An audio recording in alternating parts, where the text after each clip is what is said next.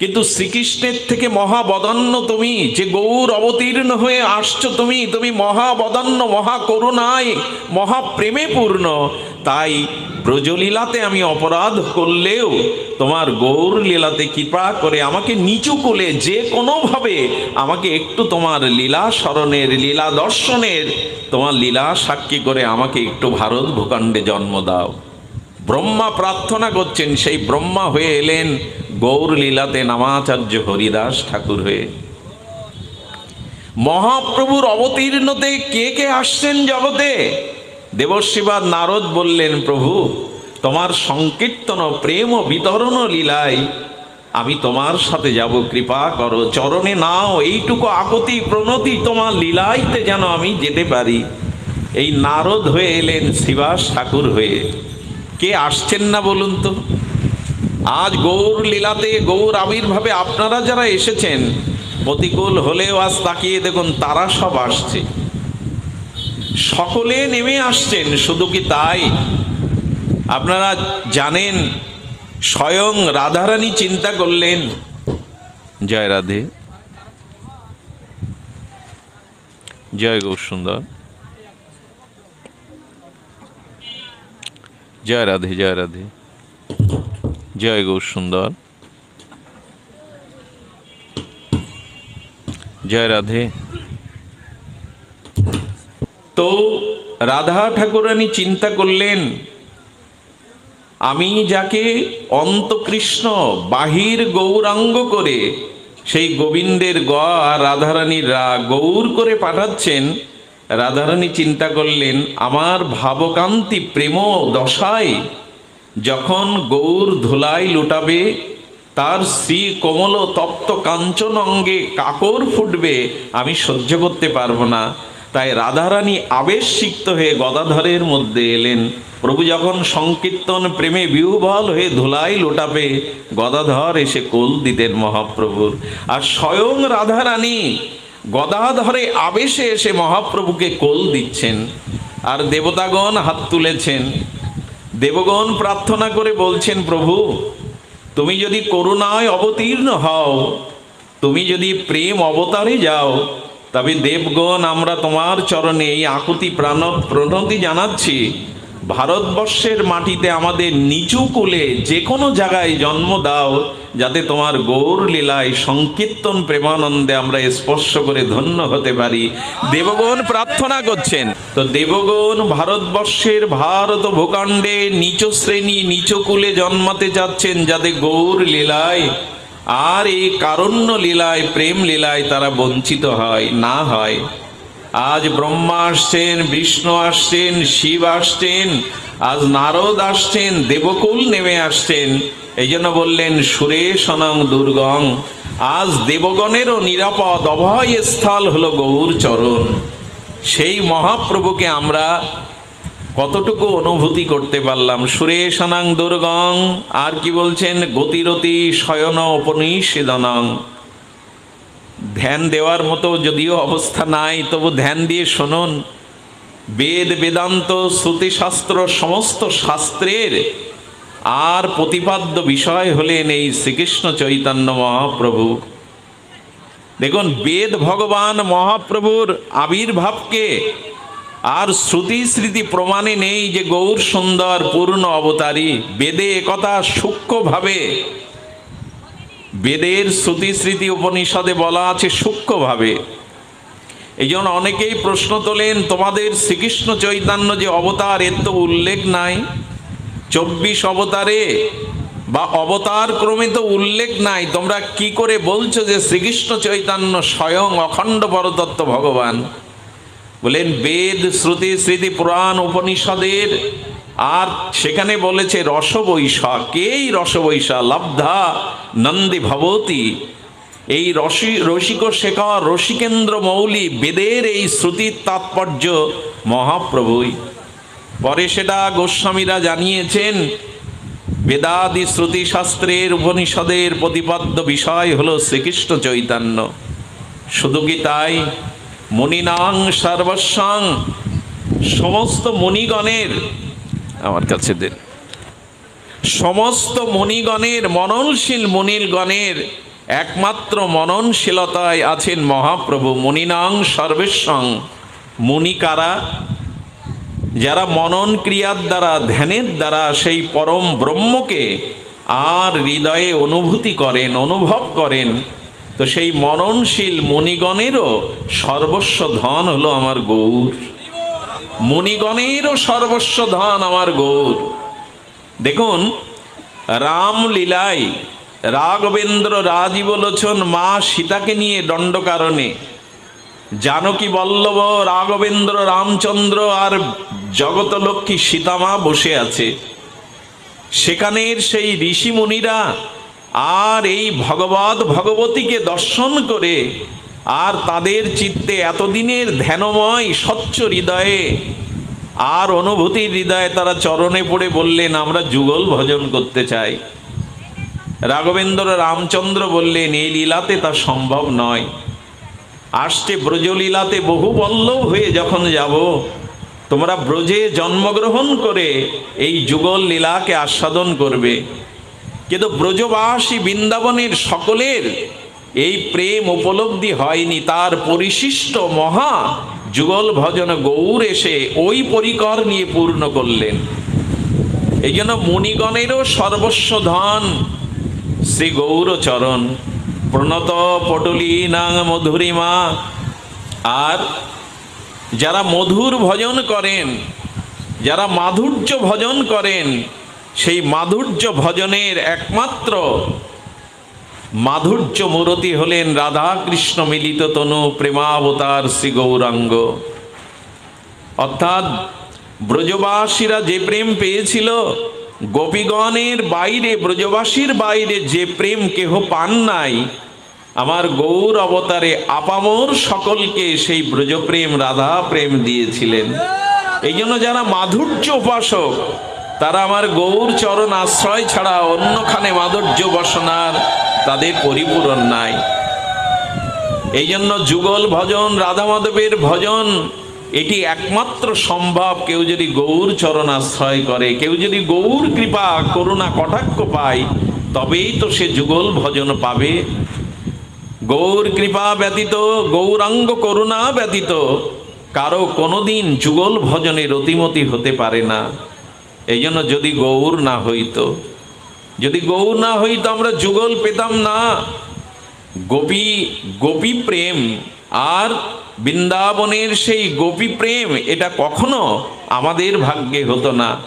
ব্রজবধূ যা কল্পিতা, সেই ব্রজবধূ গোপীগণের যে আস্বাদ্য প্রেম, সেটা মহাপ্রভু এবার ব্রজের বাইরে সবাইকে দিতে এলেন। সচৈতন্যং কিংমে পুনরপি দৃশ্যইতি পদম। আচ্ছা, শুধু কি দেবগণ, শুধু কি মনুষ্যগণ, নিখিল পশুপালাম বুঝাম। আহা, মহাপ্রভু ব্রহ্মা বিষ্ণু নারদ এবং দেবগণ নয়, যে প্রেম বিতরণ ইতিপূর্বে কোনো ভগবৎ স্বরূপ কর্তৃক হয়নি, মহাপ্রভু বনের বাঘকে, পশুকেও প্রেম দিলেন, সিংহস্র ব্যাঘ্রকেও প্রেম দিলেন।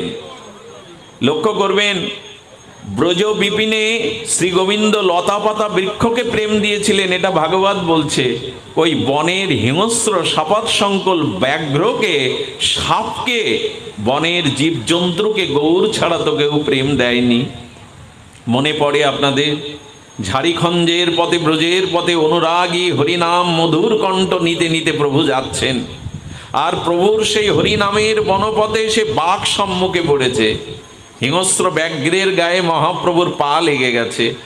চরণটা লাগার সাথে সাথে মহাপ্রভু চোখ উন্মিলন করে বাঘের দিকে দুহাত প্রসারিত করে বলছে, ও হে ব্যাঘ্র, কত জন্মের অপরাধাদিতে এই শপথ সংকুল হিংস্র জন্তু হয়ে এসেছ, একবার কৃষ্ণ বলো। এমন ভগবান কোথায় আছেন যিনি বনের বাঘকেও কৃষ্ণ বলাচ্ছেন, প্রেম বলাচ্ছেন?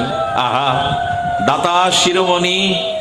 আর এই প্রেম তিনি বনের হিংস্র ব্যাঘ্র কি করলো জানেন? দুঃখের বিষয়, মানুষ ব্যতীত প্রভু কারো হাত দেননি। পৃথিবীতে তো জীবজন্তু আছে, কারো হাত নাই।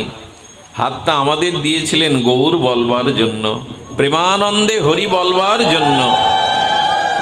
আজ বনের ব্যাঘ্র মহাপ্রভুর প্রেম বিতরণে সে ওই পা দিয়ে হাত তুলে কৃষ্ণ কৃষ্ণ বলছে। বনের ব্যাঘ্র একটা নয়, 7-7টা ব্যাঘ্র এলো, অনেকগুলো হরিণ এলো। কি বলবো আপনাদের, মহাপ্রভুর প্রেম বিতরণে, প্রেম আস্বাদনে বনের সাপগুলো এসেছিল। যদি বলেন তুমি কি দেখেছো, না সাপগুলো যে এসেছিল মহাপ্রভুর কীর্তন প্রেম চরণ পরশে, ওখানে পাথরগুলো গলে গিয়েছিল। মহাপ্রভুর চরণটা পাথর বুকে ধারণ করেছিল। দীর্ঘ 16 ইঞ্চি পরিমাণ শ্রীমান মহাপ্রভুর চরণ আজও অঙ্কিত আছে ঝাড়িখণ্ড জঙ্গলে। পাথর গলে গেল, সেই বিগলিত পাথরে সাপগুলো এসেছিল, তাদের অঙ্গের চিহ্ন আছে। হরিণগুলো হিংস্র ব্যাঘের পদচিহ্ন ওখানে আছে। কীর্তন সংকীর্তন রসে মহাপ্রভু প্রেমাবেশে যখন আর পাথরের উপরে মহাপ্রভু গড়াগড়ি দিচ্ছেন, পাথরগুলো তুলো পেজার মতো জড়িয়ে গিয়েছিল। পাথর গলে গেল, গলল না শুধু আমার হৃদয়। হিংস্র ব্যাঘ্র হরিণ একসাথে চুম্বন করে কৃষ্ণ কৃষ্ণ কৃষ্ণ বলছে তাদের ভাষায়। আর চৈতন্য প্রভু মাঝখানে নিয়ে এই হিংস্র সবাদ সঙ্গল সবাইকে নিয়ে কীর্তন করছেন। এমন অবতার হয়েছে কি আর হবে? বনের ব্যাঘ্রকেও যিনি নাম দিলেন, হিংস্র জীবজন্তুকেও যিনি প্রেমে উন্মত্ত করালেন, আহা, সেই অবতারে আমার রতি হলো না, সেই অবতারে আমার প্রেম হলো না। কতটা দুর্দর্ভ, কতটা অপরাধী চিত্তে, পাথর গলে গেল, আমার হৃদয় গলল না। এই জন্য গৌর বলতে যার হৃদয় বিগলিত হয় না, সে হৃদয় তো আমার মতো অপরাধের হৃদয়, কঠিন হৃদয়। মহাপ্রভু কি করছেন জানেন? বাঘগুলোকে আশীর্বাদ করছেন, জন্তু জীবগণকে কৃষ্ণ ভক্তির আশীর্বাদ করছেন করে প্রভু আপন বৃন্দাবনের পথে আপন মনে চলেছেন। বাঘগুলো মহাপ্রভুর পেছনে পেছনে চলছে, প্রভু আমাদের নিয়ে যাও, এই হিংস্র প্রাণীতে কত অপরাধের জন্য জন্মেছে, এবার আমাদের তোমার সাথে নাও। কৌতুকী মহাপ্রভু আশীর্বাদ করবেন, তোমাদের প্রেম হোক, তোমরা ব্রজে যেতে পারবে না, এখানেই থাকো, তোমাদের কৃষ্ণ ভক্তি হোক। বাঘগুলো চেয়ে চেয়ে দেখছে, তাদের প্রাণের ঠাকুর, প্রেমের ঠাকুর একাকী পথে চলেছেন বলভদ্রকে নিয়ে। জানেন, বাঘগুলোর জীবনে আর হিংসা করা হয়নি। বাঘগুলো আর কোনো প্রাণীকে শিকার করে, মাংসাশী প্রাণী ব্যাঘ্র, কিন্তু প্রভুর প্রেম পাওয়ার পর আর হিংসা তাদের মধ্যে ছিল না। তারা কোনো প্রাণীকে হত্যা করে আর খায়নি। দীর্ঘ প্রায় 1 মাস বাঘগুলো নিরাহারে, আর যেদিক দিয়ে প্রভু ব্রজের পথে গিয়েছিলেন সেই পথে তাকিয়ে ব্যাঘ্র অঝরে কাঁদত। কাঁদতে কাঁদতে গৌর স্মরণ করতে করতে চিরদিনের মতো তাদের জৈব কোষ ছেড়ে তারা মহাপ্রভুর নিত্য ধামে বিদায় নিয়ে নিল। আজ তারা নিত্য ধামে চলে গেল। ব্যাঘ্রের করুণা হলো, সর্পের করুণা হলো, হলো না শুধু আমার। 4000 বছর অপেক্ষা করতে হবে জানেন। মহাপ্রভু সব কলিতে আসেন না। আমরা আর 4000 বছর পরে হয়তো মহাপ্রভুর কৃপা হলে তিনি নেমে আসবেন। পদকর্তা বলেছেন সেই 4000 যুগ পরে যখন গৌর অবতীর্ণ হবেন শ্রীধাম নবদ্বীপে আর ধাম শিরোমণি, সেদিন আমি মানুষ হয়ে আসবো তো, আমি গৌর বলবার জন্ম পাবো তো, আমি ভারত ভূখণ্ডে জন্মাতে পারবো তো। তাই পেয়েছি যখন গৌর সুন্দরের অপার করুণা, তখন বাদ পড়বো কেন? যদি ব্যাঘ্রের হয়, হিংস্র জীবজন্তুর হয়, আমাদের কেন হবে না? এই জন্য শ্রীকৃষ্ণ চৈতন্য মহাপ্রভুর প্রেম বিতরণ লীলা বড় অদ্ভুত। এই জন্য বলেছেন সচৈতন্যং কিংমে পুনরারপি দৃশ্যাতি পদম। জয় রাধে, জয় রাধে। গৌর সুন্দরের যা ইচ্ছা তাই হোক। আমরা আমাদের পরীক্ষা নেই, গৌর সুন্দর যা কৃপা করেন তাই হোক। সুধীজন, সুধী ভক্তজন, মহাপ্রভুর আমাদের নয়ন পথে কবে গৌর চন্দ্র আবার পাবো আমরা? আমাদের নয়ন পথে কবে আমরা গৌরকে পাবো? তাই বন্দনা করেছেন অদ্বৈত প্রকটীকৃত নরহরি পৃষ্ঠ স্বরূপ প্রিয় নিত্যানন্দ শক সনাতন গতি শিরোপুরিত কেতন লক্ষ্মী প্রাণপতি গদাধর ভাবল্লাসী জগন্নাথ ভূ সাঙ্গ পাঙ্গ সপাস্যদং সদয়তং দেব শচীনন্দন। তিনি অদ্বৈতের দ্বারা প্রকট হলেন। তিনি নরহরির পৃষ্ঠ স্বরূপের পরম প্রিয়, তিনি নিত্যানন্দ শক আর সনাতনের একমাত্র গতি। হ্যাঁ, রাজমন্ত্রী সনাতন গৌর অনুরাগী সরগোস্বামীর মহাপ্রভুর জন্য যে সর্বস্ব সমর্পণ ত্যাগ বৈরাগ্য, কেন জানেন? নিজ ভক্তি যোগ বৈরাগ্য বিদ্যা শিক্ষণ। মহাপ্রভু এসেছিলেন ভক্ত অবতার, ছন্ন অবতারে।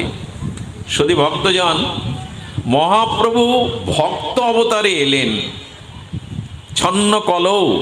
এই জন্য একমাত্র সদ্গুরুর কৃপা ব্যতীত, নিতাই গৌর চরণের চরণাশ্রিত তাদের করুণা ব্যতীত মহাপ্রভুকে সবাই বুঝতে পারে না, গৌর সুন্দরকে সবাই উপলব্ধি করতে পারে। একটা ঘটনা মনে পড়লো, এইখানে একটা কিছু দিয়ে দেব। এটা ঘটনা মনে পড়লো। আপনারা ভক্তমাল গ্রন্থের কথা জানেন, গৌড়ীয় বা সকল সম্প্রদায়ের বড় আদরণীয় গ্রন্থ শ্রী ভক্তমাল। এই ভক্তমাল রচনা করেছিলেন শ্রী নাবাজি গোস্বামী। নাবাজি গোস্বামী যখন ভক্তমাল রচনা করছেন, তখন তিনি চিন্তা করছেন চৈতন্যদেব নিত্যানন্দ একজন মহাপুরুষ, একজন পরম ভক্ত, এই মনে করে উনি ধ্যানে সমাধির দ্বারা চৈতন্যের জন্য কিছু লিখবেন। তো নাবাজি গোস্বামী যখন লিখবেন ধ্যানের দ্বারা, আপনারা বিশ্বাস করবেন 3 দিন ধরে সমাধিস্থ নাবাজি ধ্যানের দ্বারা দেখছেন, যখনই গৌর মূর্তি চিন্তা করছেন তখন সামনে কৃষ্ণ এসে উপস্থিত হচ্ছে। যখনই নিত্যানন্দ প্রভুর স্মরণ করছেন তখন বলদেব এসে উপস্থিত হচ্ছে। উনি মনে করেছেন, নাবাজি মনে করেছেন মহাপ্রভু একজন মহাপুরুষ। আমরা অনেকেই তাই মনে করি যে হয়তো মহাপ্রভু কোনো মহাপুরুষ হবে, কোনো কৃষ্ণ শুদ্ধ ভক্ত হবে। তো নাবাজি তার গ্রন্থে মহাপ্রভুর কিছু জীবনচরিত লিখবেন যে একজন ভক্ত হিসাবে, মহাপুরুষ হিসাবে। কিন্তু তিনি যতবার 3 দিন ধরে সমাধির ধ্যানে দেখছেন, যখনই কৃষ্ণ চিন্তা করছেন, যখনই গৌর চিন্তা করছেন, ওখানে কৃষ্ণ এসে উপস্থিত হচ্ছে। যখনই তিনি নিত্যানন্দের কথা ভাবছেন সমাধিতে, তখনই ওখানে বলদেব বলরাম উপস্থিত হচ্ছেন। উনি 3 দিন ধরে নির্ণয় না করতে পেরে, তবে এরা কারা, কেন কৃষ্ণ আসছে গৌর চিন্তা করলে, কেন নিত্যানন্দ স্বরূপ চিন্তা করলে বলদেব তত্ত্ব আসছে। অগ্রদাস শ্রীগুরুর চরণে গিয়ে বললেন, গুরুদেব, মহাপ্রভুর সম্পর্কে আমি ভক্তমালে কিছু লিখতে গিয়ে আমি তাকে মহাপ্রভুর ভক্ত মনে করেছি, কিন্তু এ তো দেখছি কৃষ্ণ বলরাম আসছে। অগ্রদাস গুরুদেব হেসে বললেন, তুমি জানো না নাভা, সেই ব্রজের কানাই এবার, সেই ব্রজেন্দ্র নন্দন এবার রাধা ভাবকান্তি নিয়ে গৌর হয়েছে। গৌর মহাপুরুষ না, শ্রীমান চৈতন্য মহাপ্রভু কোনো মহাপুরুষ ভক্ত না। উনি ছন্ন কলিতে আর নিজের পরিচয় গোপন করেই এসেছেন। নিজের পরিচয় উনি গোপন করেই এসেছেন নবদ্বীপে। তাকে তুমি চিনবে কি করে? আপনারা দেখবেন ভক্তমালের কয়েকটা পৃষ্ঠা মহাপ্রভুর পরতত্ত্বকে নির্ণয় করলেন যে নিতাই হলো বলরাম আর ব্রজেন্দ্র নন্দন কানাই হলেন মহাপ্রভু। শুধু কি তাই? শুধু তাই না। আচ্ছা, এত ভাবি কলিকালে প্রথম সন্ধ্যায় অবতীর্ণ হইল কৃষ্ণ আপনি নদিয়ায়। কৃষ্ণই তো আসছেন, তাহলে মহাপ্রভুর বৈশিষ্ট্য কি? বলো না, শব্দটার দিকে ধ্যান দিন। এত ভাবি মানে ভাবনাটা অল্প না, অনেক ভেবেছেন শ্রীকৃষ্ণ, অনেক ভেবেছেন। কি ভেবেছেন? এত ভাবি কলিকালের প্রথম সন্ধ্যায় ভগবান ভাবতে বসেছেন। আমাদের ভাবনা হতে পারে, কৃষ্ণচন্দ্র ভাববে কেন? ভাবছে কেন জানেন? ভাবছে উদ্ধব ব্রজের একটা ধূলি পাওয়ার প্রার্থনা করেছেন, ব্রহ্মা একটা ধূলি পাওয়ার প্রার্থনা করেছেন। উদ্ধব আরো বলেছেন, গুগ্ন লতা হয়ে ব্রজগোপিকারা ঠাকুরানী যখন কৃষ্ণ অনুরাগে অনুরাগিনী হয়ে ব্রজের পথে ছুটবে, তখন তাদের একটা চরণ রেণু যেন আমার এই গুগ্ন লতার উপরে পড়ে। পৃথিবীতে ভক্ত নির্ণয় করেছেন আমাদের বৃহৎ ভাগবতামৃত সনাতনপদ গোস্বামী। ভক্ত যদি বলা হয়, শ্রেষ্ঠ ভক্ত প্রহ্লাদ, ধ্রুব, বললেন না, শ্রেষ্ঠ ভক্ত প্রহ্লাদ, ধ্রুবের থেকে বলা হয়েছে ব্রহ্মা, ব্রহ্মার থেকে ভগবান শঙ্কর, শঙ্কর থেকে পঞ্চপাণ্ডব, পঞ্চম পাণ্ডব থেকে শ্রেষ্ঠ যাদবগণ। এর ব্যাখ্যা আছে আলাদা আলাদা। যাদবগণের এই প্রহ্লাদ এবং ধ্রুবের থেকে শ্রেষ্ঠ হনুমান, হনুমানের থেকে শ্রেষ্ঠ হলো ব্রহ্মা, ব্রহ্মার থেকে শ্রেষ্ঠ হলো ভগবান শঙ্কর, শঙ্করের থেকে শ্রেষ্ঠ বলেছেন পাণ্ডবরা, পাণ্ডবদের থেকে শ্রেষ্ঠ বলেছেন যাদবরা, আর যাদবদের মধ্যে শ্রেষ্ঠ হলো ভক্তরাজ উদ্ধব। সেই উদ্ধব পর্যন্ত ব্রজগোপিকার একটা রেণু পাওয়ার জন্য বৃন্দাবনে ঔষধি গুগ্ন লতা হয়ে জন্মাতে চেয়েছেন। কৃষ্ণচন্দ্র চিন্তা করছেন গোপীদের চরণ রেণুতে কি আছে যে ব্রহ্মা ব্রজের ধূলি হতে চাচ্ছে। আচ্ছা, কি এমন ব্রজ গোপিকাদের চরণের ধুলিতে, ব্রজের ধুলিতে মহিমা আছে যে উদ্ধব এই ধুলি হতে চাচ্ছে, গুগ্নলতা চাচ্ছে? গোবিন্দ চিন্তা করলেন রাধা প্রেম কিরূপ আমার তো জানা হয়নি। কি বলেছেন মহাজন? না, বলেছেন রাধা প্রেম, গোপী প্রেম কেমন এটা স্বয়ং ব্রজেন্দ্র নন্দন ভগবানেরও জানা হয়নি। রাধার শ্রী রাধায় প্রণয় মহিমা কৃতিশ, গোবিন্দের মনে জাগলো রাধার মাদন মহাভাবটা কেমন, এটা আমি গোবিন্দ আমি জানতে পারিনি। আচ্ছা, স্বয়ং ভগবান জানবে না এমন কিছু আছে? বলে আছে। রাধারানীর মাদনাক্য মহাভাব স্বয়ং ভগবানেরও জানার সাধ্য নেই। সেই মিলনে বিরহে, বিরহে আনন্দের স্ফূর্তি, মাদন মহাভাব স্বয়ং কৃষ্ণচন্দ্র জানেননি। কেন জানেন? গৌর কথা কোনো সাধারণ নয়, এই জন্য একটু তত্ত্বের দ্বারা নিরূপণ করতে হয়। সেইটি হলো যে আশ্রয় তত্ত্ব এবং বিষয় তত্ত্ব না জানলে আমরা গৌরকে, গৌরচন্দ্রকে বুঝতে পারবো না। দেখুন, আশ্রয় তত্ত্বে যে সুখ আছে বিষয়ে তা নাই। যেমন দেখুন, তৃষ্ণাটা হলো, তৃষ্ণাটা, জলটা হলো বিষয় আর তৃষ্ণাটা হলো আশ্রয়। পৃথিবীতে সবখানে জল আছে, তাতে কি হয় যদি তৃষ্ণা না থাকে? জলের মহিমা তো তৃষ্ণার কারণে, তৃষ্ণা না থাকলে জলের মহিমা থাকে কি? আচ্ছা, মা হলো আশ্রয়, সন্তান হলো বিষয়। যদি মাই না থাকে, তবে মা যদি গর্ভে ধারণ না করে তো বিষয়রূপ সন্তান পাবে কি করে? এখানে মা আশ্রয় আর সন্তান হলো বিষয়। এখানে অন্ধ হলো বিষয় আর যষ্টি, লাঠিটা হলো আশ্রয়। অন্ধ ব্যক্তিও বাজার পর্যন্ত যেতে পারে যদি হাতে একটা যষ্টি থাকে। অর্থাৎ আশ্রয় তত্ত্বে যে সুখ আছে বিষয়ে তা নাই। যেমন মাতৃত্বে কি সুখ আছে এটা কোনো পুরুষ জগতে কোনোদিন বুঝতে পারবেন। একটা দৃষ্টান্ত দেই। সন্তান বহুদিন পর বিদেশ থেকে বাড়ি এসেছে। মা বাৎসল্যময়ী সন্তানের উপাদেয় খাদ্যগুলো রান্না করে অপেক্ষা করছে, আমার হাতে আজকে পাবে ওর প্রিয় এই খাদ্যগুলো। সন্তান বন্ধু বান্ধব পেয়ে আনন্দে ভুলে গেছে, রাত 1টা বেজে গেছে, মা ঘুম আসছে না, নানা আশঙ্কা চিন্তায় আর পায়চারি করছে, ঘুমাচ্ছে না, বড় ব্যাকুল হয়ে গেছে। সন্তান যখন গৃহে ফিরে এলো, মা জড়িয়ে ধরে কেঁদে ফেলেছে। কোথায় গিয়েছিলি খোকা? মাকে এত কষ্ট দেয়, প্রতীক্ষায় আমি তোর জন্য কত ব্যাকুল হয়েছিলাম। মার চোখের জল মুছিয়ে খোকা বলছেন, মা আমি আর ছোট খোকা নেই, আমি তো অনেক বড় হয়ে গেছি মা, আমি বিশ্ববিদ্যালয়ে পড়ি। আচ্ছা, আমার ফেরার জন্য তোমার চিত্তে কি ব্যাকুলতা হচ্ছিল আমাকে একটু বলো তো। সন্তান কি বুঝতে পারবে সন্তান ফেরার জন্য মায়ের মনে কি ব্যাকুলতা বুকেছিল? এটা বোঝানো যাবে? বোঝানো যাবে না। তেমন রাধারানীর যে প্রণয়, রাধা প্রেম, এইটা কৃষ্ণ কখনো বুঝতে পারবে না, কারণ শ্রীকৃষ্ণ আশ্রয় তত্ত্বে আছে আর রাধারানী আছেন, শ্রীকৃষ্ণ বিষয় তত্ত্বে আর রাধারানী আছেন আশ্রয় তত্ত্ব। যতদিন বিষয় আশ্রয় তত্ত্ব না আসবে, আচ্ছা পুরুষ হাজার চেষ্টা করলে গর্ভে ধারণ করতে পারবে মাতৃত্ব? ওকে কোনো জন্ম নারী হতে হবে, নারী হয়ে আর স্ত্রী ধর্ম পালনে হয়তো গর্ভে সন্তান সে ধারণ করতে পারে। পুরুষ কখনো চাইলে মা হতে পারবে না, সন্তান কখনো মায়ের অনুভূতি, অপেক্ষার অনুভূতি বুঝতে পারবে না। আমার কৃষ্ণ ভগবান বিষয় তত্ত্বের একই অবস্থা। রাধারানী কৃষ্ণ বলে কি সুখ পায়, আমার বিরহে রাধারানীর কি আনন্দ হয় আমি জানি না। আমাকে যদি রাধা ভাব আস্বাদন করতে হয়, রাধা প্রেম আস্বাদন করতে হয়, তবে আমাকে রাধা হতে হবে। কৃষ্ণ হলে, বিষয়ে থাকলে আমি উপলব্ধি করতে পারবো না। এই জন্য কৃষ্ণচন্দ্রেরও জানা নেই সে রাধায় প্রণয় মহিমা ক্রীডিস। রাধারানীর প্রণয়টা কেমন, মাদনাক্য ভাব কেমন জানা নেই। তিনি সমস্ত শাস্ত্রকে ডাকলেন, স্বয়ং ভগবান তো সব শাস্ত্র মূর্তি হয়ে এলো।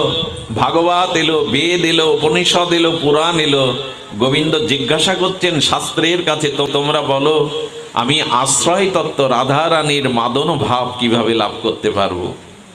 শাস্ত্র তখন বললেন, বিশেষ করে ভাগবত জি গিয়ে এসে বললেন, তুমি যদি ভক্ত হতে চাও, অর্থাৎ তুমি যদি আশ্রয় তত্ত্বে রাধার কিদিশ মহিমা জানতে চাও, তাহলে ভগবানত্ব ছেড়ে তোমাকে ভক্ত হতে হবে। ভক্ত না হলে তুমি এই আশ্রয় তত্ত্ব, ভক্ত তত্ত্বে না এলে তুমি উপলব্ধি করতে পারবে না কৃষ্ণ বলে কাঁদার মধ্যে কি আনন্দ আছে, কৃষ্ণ বিরহে কি আনন্দ আছে। আর শুনুন, বিপ্রলম্ব রসটা রাধারানী উপভোগ করেছিলেন, কৃষ্ণচন্দ্র বিপ্রলম্ব রস আস্বাদন করতে পারেননি। তাই তখন ভাগবত বললেন, প্রভু তুমি যদি ভক্ত হতে চাও তাহলে উপায় কি? ভক্ত হওয়া তোমার ইচ্ছায় নির্ভর করে না। কোনো ভক্ত যদি তার চরণ ধুলি তুমি মাখতে পারো, অঙ্গ সিক্ত করতে পারো, ভক্তের চরণ ধুলিতেই তুমি ভক্ত রূপ পরিগ্রহ করতে পারবে, এছাড়া কোনো উপায় নাই। এই জন্য কৃষ্ণচন্দ্র ভগবান আর দেখলেন জগতে ভক্ত শ্রেষ্ঠকে, রাধারানীর থেকে ভক্ত তো কেউ নেই। রাধারানীর মতো প্রেম বিবহলতা বিরহ তো কারো নেই। তাই ললিতা বিশাখাকে সাথী করে আর গোবিন্দ রাধারানীর চরণ ধুলি চাইলেন। সেই চরণ ধুলি রাধারানীর কৃপায় যখন বিন্দু বিন্দু ওই কালো অঙ্গে এসে পড়তে লাগলো, রাধারানীর অনুরাগীর প্রেম ও চরণ ধুলি কণা গোবিন্দের গাটাকে ঢেকে দিয়ে ভেতরে কৃষ্ণকে নিয়ে বাইরে গৌরাঙ্গ তপ্ত কাঞ্চন রূপ দিয়ে রাধা ভাব দিয়ে দিল, রাধা ভাব দিয়ে দিল। আজকে যেমন হোলির রঙে কেউ যদি রাঙিয়ে যায় তাকে দূর থেকে সকলে চিনতে পারবে না কে, তেমন রাধারানীর প্রেম অনুরাগিনীর প্রেম ধুলাতে গোবিন্দের কালো অঙ্গটা ভেতরে গিয়ে অন্ত কৃষ্ণ, বাইরে রাধা ভাবকান্তি নিয়ে গৌর হয়ে এলেন। কে চিনবে তাকে? রাধারানী আচ্ছাদন দিয়ে দিলেন ভাবকান্তি দিয়ে। এই জন্য গৌরচন্দ্রকে আমরা সবাই নিরূপণ করতে পারিনি, সবাই জানতে পারিনি। ভাগ্য আমাদের যারা শ্রীগুরু পদ্ম কৃপায় গৌর অনুরাগী। ওই যে কি বলছেন, কহিবার কথা নহে কহিলে কেহ না বুঝায়, ওই সে চিত্র চৈতন্যের রঙ্গ। বলেন মহাপ্রভুর কথা বললেও কেউ বুঝবে না, এটা বুঝাবার কথা নেই। কে বুঝবে? সেই সে বুঝিতে পারে চৈতন্যের কৃপায় যারে হয় তার দাসানুদাসের সঙ্গ। যদি কোনো গৌরগত প্রাণ দাসানুদাসের সঙ্গ কখনো হয়, তবে সেই দাসের কৃপায় বুঝবো গৌর কি ধন, গৌর কি প্রেম, গৌরের কি মহিমা। এই জন্য গৌর দাসানুদাসের নরোত্তম দাস মাগে, হ্যাঁ, রামচন্দ্র সঙ্গ, অর্থাৎ নরোত্তম সেবা মাগছেন কার? গৌর দাসের সেবা। এই জন্য গুরু কৃপায়, গৌরাঙ্গ কৃপায় যদি কেউ দাসানুদাসের চরণ ধুলি পায় তবেই করুণা পাবে। যদিও গুছিয়ে বলবার মতো আবহাওয়া পরিস্থিতি নাই, তবু বলবো সেই গৌরের আবির্ভাব তিথি আজ। আপনারা সাক্ষী হয়ে থাকলেন এই বৃষ্ণে স্নাত প্রতিকূল অবস্থায়। তবে গৌরচন্দ্রের কৃপা, গৌরের মহামহিমা সামান্য একটু বলি। আমার মহাপ্রভুর লীলা কথা,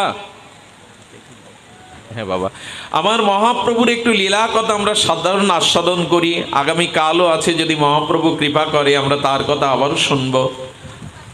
আবহাওয়া কেটে যাবে আর এই দুর্যোগও কেটে যাবে, কিন্তু যেদিন কৃষ্ণ কথা শোনা হলো না ওই দিনটা আর ফিরে পাওয়া যাবে না। আবার হয়তো প্রকৃতি স্বাভাবিক হবে, আবার রৌদ্রোজ্জ্বল চন্দ্র কিরণ পাবো, কিন্তু যেদিনটা কৃষ্ণ কথা শোনা হলো না সেদিনটা ফিরে পাবো না। শুধু ভক্তগণ, এই জন্য আমরা একটু গৌর লীলা সামান্য আস্বাদন করি। আমার মহাপ্রভুর করুণা দেখুন, কত বড় ত্যাগ ও বৈরাগ্য আমাদের শিক্ষা দিয়ে গেলেন। কারণ কি জানেন, এই যুগে মুখের কথা কেউ মানবে না। এই যুগে যদি নিজে ত্যাগ ও বৈরাগ্য নিজ আচরণ করে শিক্ষা না দেওয়া যায়, তাহলে কেউ জাগবে না। শুনুন মহাপ্রভুর সেই বিরহ দশা। তিনি জীবের জন্য, ত্যাগ বৈরাগ্যের জন্য কতটা আত্মত্যাগ করেছেন। আপনাদের মনে আছে, নিমাই পণ্ডিত, দিগ্বিজয়ী পণ্ডিত, নিমাইয়ের সামনে কোনো পণ্ডিতরা যেত না, এত তর্কবিদ ছিলেন, এত তর্ক করতেন আর পণ্ডিতদের ডেকে ডেকে পরাস্ত করতেন। সেই নিমাই মাকে বলল, প্রিয়াজিকে বলল, মা আমি গয়ায় যাব। এই লীলাটি একটু মন দিয়ে শুনতে হবে। সেই গয়া ধামের থেকে ফিরে মহাপ্রভুর যে দশা, সেটা বর্ণনার ভাষা নেই। আগের নিমাই আর নেই, আগের সেই চঞ্চলতা আর নেই। কি করে জানেন, কারোর সাথে কথা বলে না, আর গঙ্গাদাস পণ্ডিতের তোলে ছাত্রদের শিক্ষা দিতেও যায় না। ঘরের মধ্যে ডুবরে ডুবরে নিমাই কাঁদে। বিষ্ণুপ্রিয়া দেখেন, মহাপ্রভু বিছানায় শয্যায় না থেকে ঘরের মেঝেতে কাঁদতে কাঁদতে মাটিগুলো নখ দিয়ে খোঁড়েন, বিড় বিড় করে কি বলে। সচিমা দেখছে আমার নিমাই খায় না, মাথায় আর সুগন্ধি তেলও দেয় না, চূড়াও করে না। নিমাই গঙ্গা দাসের পাঠশালায় ছাত্রদের পড়াতে যায় না। নিমাই, নিমাই, তোর 7-7টা বোনকে আমি হারিয়েছি, তোর বাবা চলে গেল তোকে একা রেখে, তোর দাদা বিশ্বরূপ সন্ন্যাস নিয়ে চলে গেল, তুই আমার একমাত্র বাঁচার প্রদীপ। নিমাই, তুই যদি মুখ এমন করে থাকিস, তুই যদি ভালো করে না হাসিস, তোর জন্যই তো বেঁচে আছি নিমাই। তোর এই সচিমায়ের একমাত্র প্রদীপ তুই নিমাই, কেন এমন করিস? মা, মা আমার তো কিছু ভালো লাগে না মা। কেন নিমাই, তোর কি হয়েছে বল? বলে, মা আমার কিছুই ভালো লাগে না। নিমাই ডুবরে ডুবরে কাঁদে। বিষ্ণুপ্রিয়া মাঝে মাঝে ভয় পেয়ে সচিমার ঘরে চলে যান। মা, প্রভু বিড় বিড় করে বকে, নখ দিয়ে ঘরের মেঝের মাটি খোঁড়ে, কখনো কখনো ডুবরে কেঁদে ওঠে। একদিন সচিমা চিন্তা করলেন, আজকে সবাইকে ডাকি, শ্রীবাস আছে, চন্দ্রশেখর আছে, দেখো তোমরা ওর বাবার মতো, তোমরা দেখো না আমার নিমায়ের কি হয়েছে। নিমাই আর আগের নিমাই নেই, যেন উদাস হয়ে গেছে। আর বাড়িতে নারায়ণ পূজা করে মহাপ্রভুকে বলছেন, নিমাইকে বলছেন, সচিমা নিমাই আই তো একটু প্রণাম করত, নারায়ণের কাছে বর চেয়ে নিত। মহাপ্রভু নারায়ণের সামনে গিয়ে চাইছেন, ন ধনং ন জনং সুন্দরী কবিতাং বা জগদীশ কামায়ে। হে প্রভু, আমি ধন চাই না, সুন্দরী রমণী চাই না, আমি পাণ্ডিত্য চাই না, আমাকে কৃষ্ণ ভক্তি দাও, যেন অহৈতুকী ভালোবাসতে পারি। মহাপ্রভু এই চাইছেন। সচিমা মহাপ্রভুর মাথায় আর বৈষ্ণবদের ধুলি দিয়ে বলছেন, দেখো শ্রীবাস, দেখো আমার নিমায়ের কি হয়েছে।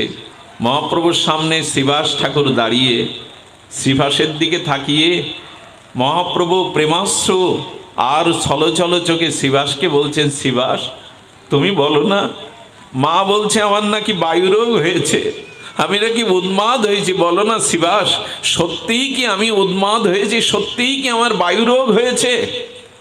শ্রীবাস মহাপ্রভুর হাতটা কোলে করে বলছেন, হাতে করে বললেন, প্রভু তোমার যে ব্যাধি হয়েছে, এটা ব্রহ্মা শিবাদিরও হয় না, যোগী ঋষি মুনিদেরও হয় না, এটা কৃষ্ণ প্রেম হয়েছে তোমার।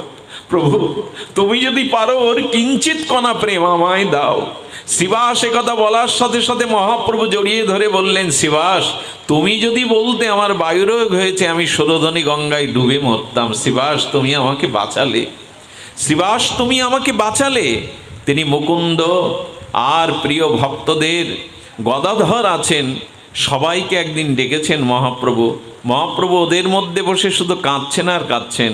গদাধর বললেন, কি হয়েছে বলো, বলো তুমি, আমি তো তোমার সাথী, খেলার সাথী, আমি তোমার অন্তরের প্রিয়, আমাকে বলো কি হয়েছে। প্রিয়জনের সাথে খুলে বলতে হয় ব্যথা, বলো।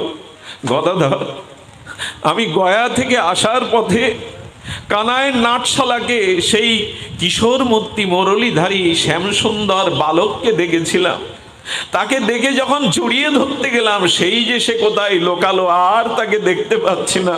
বলো না সে কোথায় লোকালো, সেই মুরলীধারী সুন্দর কিশোর কোথায় লোকালো, আমি আর তাকে না দেখে প্রাণে বাঁচছি না, বলো না কোথায় লোকালো।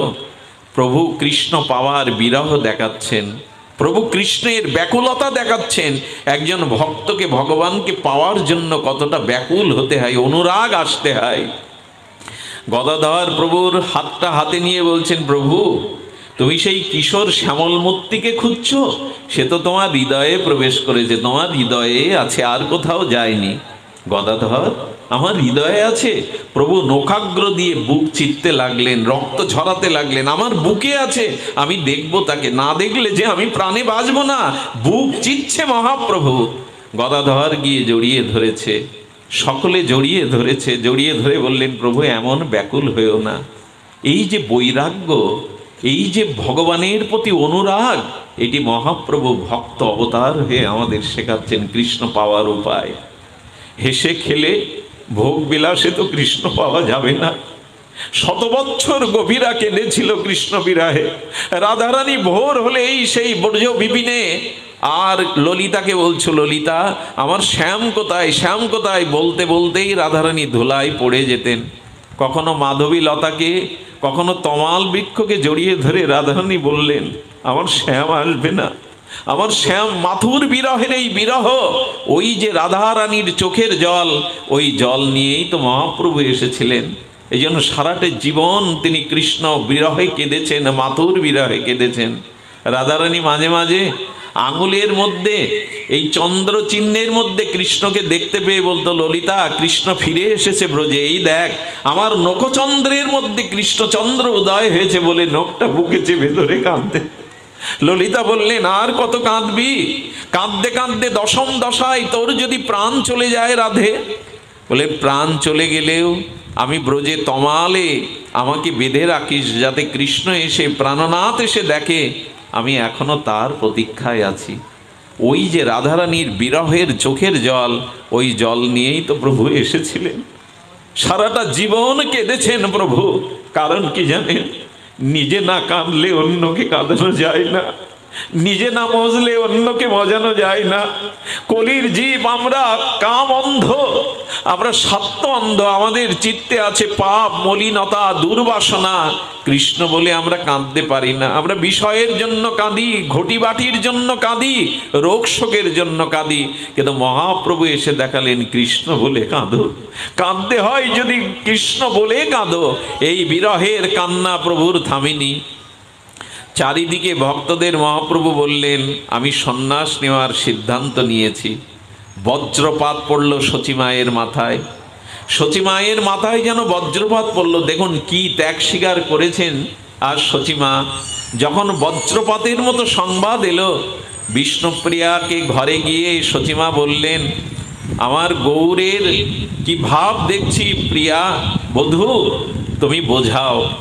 একদিন রাত্রে বিষ্ণুপ্রিয়া হাত জোড় করেছে, হাত জোড় করে বললেন, একটা কথা দেবে আমায়? আমার জন্য না হলেও তুমি মায়ের বুকে ছুরি দিয়ে সন্ন্যাসে যেও না প্রভু, আমার কথা ভেবো না। কিন্তু মা, তুমি চলে গেলে মাকে আর বাঁচানো যাবে না। আচ্ছা তুমি বলো তো, চারিদিকে আকাশে বাতাসে শুনছি তুমি নাকি সন্ন্যাস নেবে। মহাপ্রভুর মুখ নিচু করে শুধু কাঁদছেন। নীরবতাই সম্মতির লক্ষণ। মহাপ্রভু যখন কাঁদছেন তখন বিষ্ণুপ্রিয়া কি বলল জানেন? প্রভু, আচ্ছা রামচন্দ্র বনবাসে যাওয়ার কালে সীতাকে নিয়েছিল, তুমি সন্ন্যাস নিলে আমি বুঝি তোমার সাথে যেতে পারবো না?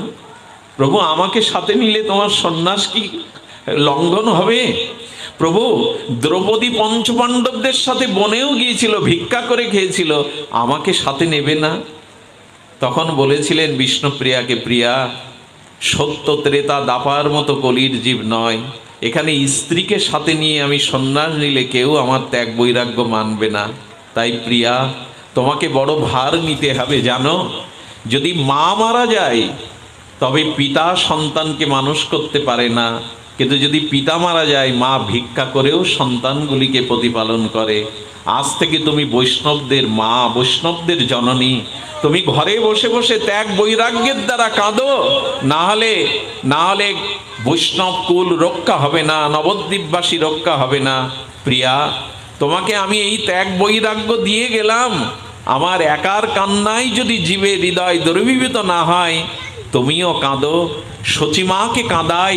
এই তিনজনের কান্না একত্রিত হয়ে যদি জীব কৃষ্ণ বলে কাঁদে, ভগবান বলে কাঁদে, সারাটা জীবন এই তিনজন ত্যাগ স্বীকার করলেন, কাঁদলেন।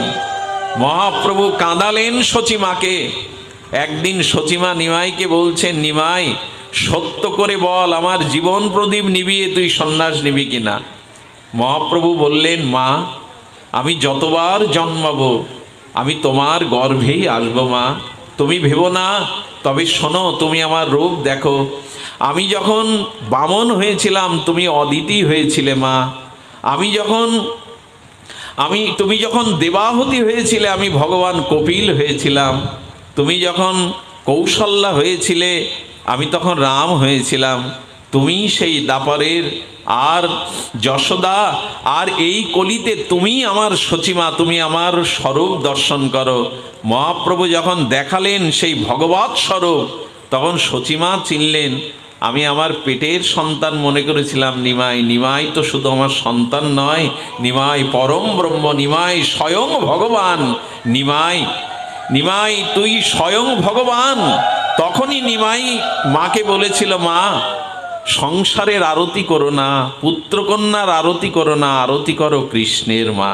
আরতি মানে ভালোবাসাটা ভগবানকে দাও, সংসারকে ভালোবেসে কিছু পাবে না মা। সেই দিন মা বলেছিল, যদি ভগবান হয়ে এলি আমি ধন্য যে ভগবানকেই আমি ধারণ করতে পেরেছি গর্বে। তবে নিমাই আজ আমি তোকে অনুমতি দিলাম, যা সন্ন্যাস গ্রহণ করে জীবকে কৃষ্ণ প্রেম বিতরণ কর। এই যে ত্যাগ, এই যে বৈরাগ্য, এটি একমাত্র মহাপ্রভুর চরিত্রে পায়। তাই করুণাময় গৌরনিধি, কারুণ্যের গৌরনিধি হেন অবতার আর হবে না। গোর অবতার সর্ব অবতারেরও সার, কলি ঘোর তিমিরে গরসল জগজন ধর্ম কর্মর হুদূর, অসাধনে বিধি অসাধনে চিন্তামণি বিধি মিলাইল আনি, গোড়া বড় দয়ার ঠাকুর। এমন দয়ার ঠাকুর, এমন করুণার ঠাকুর আর হবে না, হতে পারে না। তাই আজ গৌর পূর্ণিমার দিনে আমরা এই সংকল্প করি, যেন গৌর চরণই আমাদের আশ্রয় হয়, যেন গৌর শরণ আমাদের একমাত্র শরণ হয়। কারণ আমরা কখনো রাধা মাধবের যুগল রতি বুঝবো না ব্রজপ্রীতি, যদি গৌর চরণে আমাদের আকতি না হয়।